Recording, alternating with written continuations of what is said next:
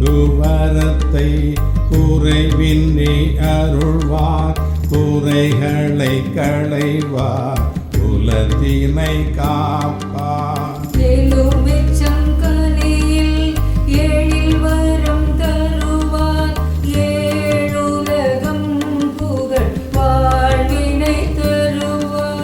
தாயாம் சாயே பரலட்சுமி கரத்தில் தவழ்ந்திட மழலை பரமதை அருள்வார்.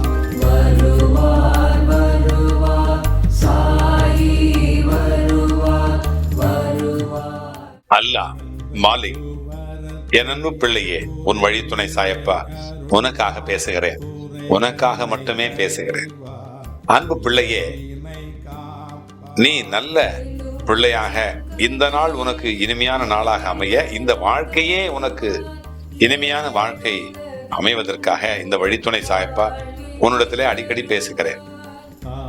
உனக்கு புரியும், நீ பிறரையும் எதையோ காரணம் காட்டி அன்புக்கு புறம்பாக நிகழ்வதையெல்லாம் அது மாற்றி உனக்காக என்னால் கையாளப்படுகின்ற கருவிகளின் போது உனக்கு அன்பு பெருகும். என்னுடைய மெய்யான கருணையும் உனக்கு புரியும். உன்னிடத்திலே நல்ல மாற்றமும் மேம்பாடும் நீ உணரும்படி நிகழும் சீக்கிரமாக. அதற்காக முன்பாகவே உன்னை வாழ்த்துகிறேன். இங்கே நிகழ்வதெல்லாம் உன்னை நீயே உணர்ந்து மாற்றிக்கொள்வதற்காக என்பதை புரிந்து கொள். உன் மீது கருணையுடைய என் பேர் நிகழ்விக்கப்படுவதை கடந்து வேறெதுவும் எப்பொழுதும் ஏற்பட போவதில்லை, நிகழப்போவதில்லை.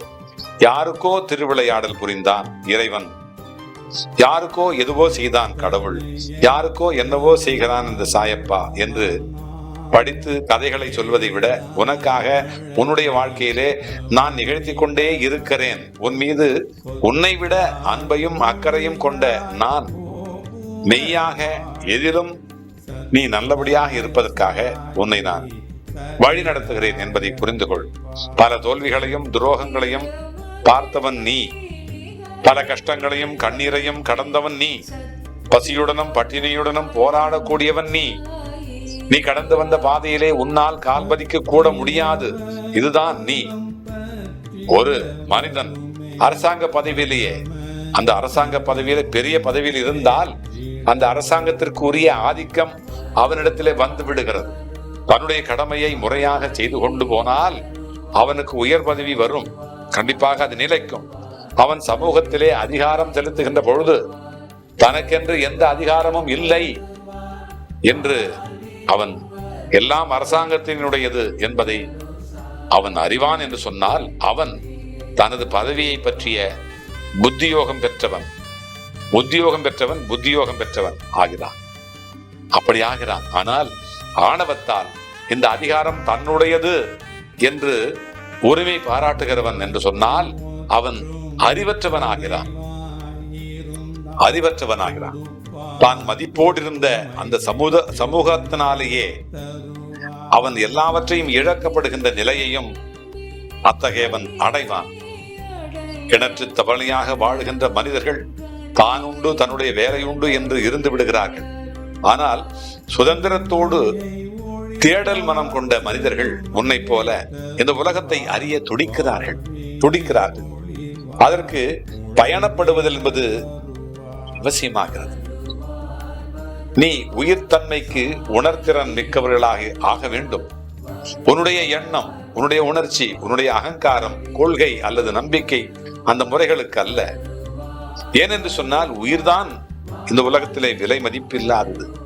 அதை போல ஜீவ ஆத்மாவினுடைய நிலையையும் ஒருவன் அறிவான் என்று சொன்னால் அவன் புத்தியோகம் பெற்றவன் ஆகிறான். தான் என்பதற்கு இலக்காக இருப்பது எது, தனது என்பதற்கு இலக்காக இருப்பது எது என்றெல்லாம் ஒருவன் ஆராய்ந்து பார்க்க வேண்டும்.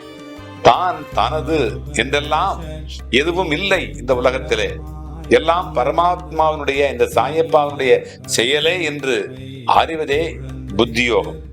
இந்த புத்தியோகத்தை சார்ந்திருப்பவன் அனைத்தையும் இறைவனுடைய சித்தப்படியே செயலாற்றுவான் என்கின்ற விவேகத்தினுடைய துணையினால் கர்மத்தில் வைத்த பற்றுதலையே அவன் ஒழித்து விடுவான். சர்வேஸ்வரனுடைய எண்ணமே எப்பொழுதும் எங்கும் நிகழ்கிறது. எந்த ஜீவன் அதற்கு கருவியாக இருந்தாலும் இல்லாமல் போனாலும் இறைவனுடைய செயல் நின்றே விடாது. அப்பாவினுடைய செயல் நின்று விடவே விடாது. சாயப்பாவினுடைய செயலை இந்த ஈஸ்வரனுடைய செயலாக நினைத்து யார் ஒருவர் பயணப்படுகிறாரோ அவர் கண்டிப்பாக இந்த உலகத்திலே நல்ல ஜீவாத்மாக பரமாத்மாவை அடையக்கூடிய, இந்த பரம்பொருளை தேடி பிடிக்கக்கூடிய நல்ல ஆத்மாவாக, கண்டிப்பாக முழு மனதையும் பரம்பொருளிடத்திலே கட்டி வைத்த அந்த ஆத்மாவாக அவன் மாறுவான். அப்படிப்பட்ட என் பிள்ளைதான் நீயும். ஆகையினால் நான் சொல்லுகிறேன், உன்னிடத்திலே அடிக்கடி வந்து சொல்லுகிறேன், நீ மாறுவாய். உன்னுடைய வாழ்க்கை மாறும், உன்னுடைய குடும்பம் மாறும், உன்னுடைய வழி மாறும்.